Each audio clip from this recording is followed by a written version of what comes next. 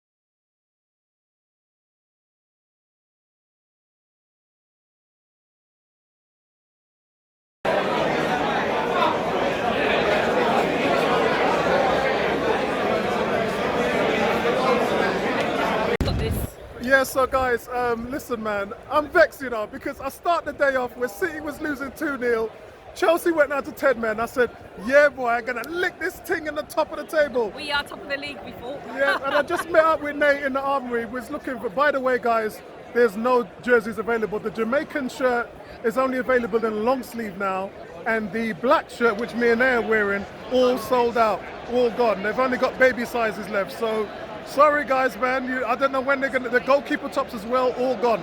Lose, you lose. And so they done this last year. But I just saying to Nate, Tierney coming in and El Nene coming in. I don't think he should have done both of them. No. And you know Fulham. Left Zinchenko and give Tierney a start. And you know Fulham rushed Liverpool. Exactly. They rushed their midfield. So look, man, if it doesn't work, then Arteta's just going to have to change it back. Very, very quickly. Yeah. But you know, for me, guys, this is a gamble. I wouldn't have started the rotation until the Europa games. That's when I would have started. You know what I mean? Yeah. I would have kept it as it was as a winning team. In the game, when we were winning 6-0. Yeah. The team looked kind of weak to me, but we'll have to wait and see. We got this. Yeah, man. We're going to stay top of the league. What's your prediction? 4-1. Yeah, I went for kind of 2-0 or 3-0. I'm going back to 2-0 now because of the team sheet, and then we have to see what happens. But guys, I'll touch base with you at half time, man. Speak to you later, guys. Yeah, guys, I'm with Jay at the moment. Jay, tell me what you think of the team sheet. Team sheet, I prefer Zinchenko and Partey, but I'm still going to go 3-0. You know what's weird? They were pronounced fit yesterday, and when all the conferences were done, all of a sudden this morning both were injured. So what is it, 2-0? No, 3-0. 3-0, okay. I'm going to stay with 2-0 at the moment, but it's going to be rough. I'll speak to you at half time, guys.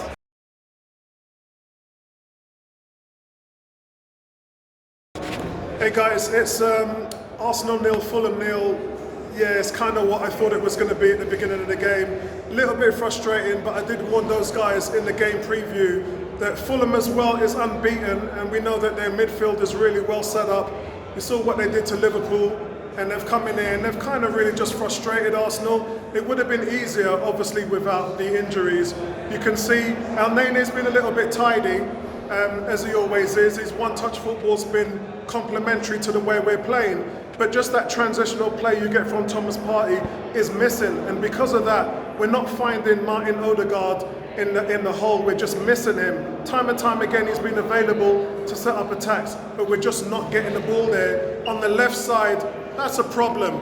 Tierney and Xhaka are not really getting anything done there. You can see that the imagination, the intelligence, and the ball playing is not as perfect as it is when you have a Zinchenko in there. And because we don't have that, the final third is very sloppy.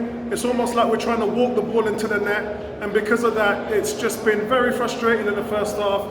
We have had our chances. I've talked about Saka in the last few weeks, about he's not really been playing well. Today, I think he's been a bit more assertive, but you can see that the confidence is just devoid of Saka at the moment. He's had a one-on-one situation where you think he could have done a bit better than that, but credit to Bert Leno for making a save, or else Arsenal should have really been up 1-0. Martinelli had a corner. It looked like the wind caught it and then sending it behind it, hit the crossbar, and that caught Leno out by surprise. But overall, Fulham just really frustrated Arsenal, and there's not really much that they could do to change anything, because you think to yourself, you're getting nothing really on the left-hand side. Tierney seems to be going backwards quite a bit rather than playing a progressive game. Saka's not running at the defenders.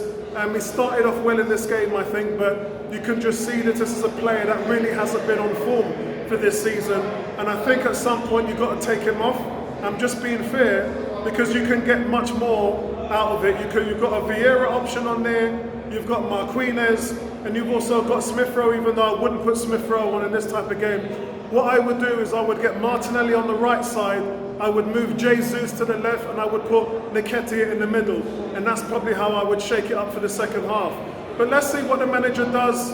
As I said, it'll probably give them 15-20 minutes to see if they can make a breakthrough here. But very frustrating today, seeing the results of what's happened elsewhere. We've heard that with Thomas Partey, it's a knee issue, and with Zinchenko, it's a thigh problem. So let's hope it's not anything serious. We've got a game midweek as well, but we definitely have to come out today with 3 points. If we don't, it would be a huge win for Fulham, who, as I said, are still unbeaten as well. So, and as I said, you've got to give credit to Bert Leno for that save.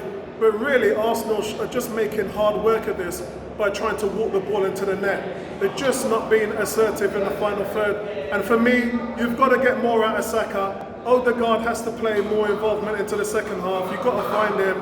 And I think if you do that, then you'll get something in the second half. Speak to you at full time, guys.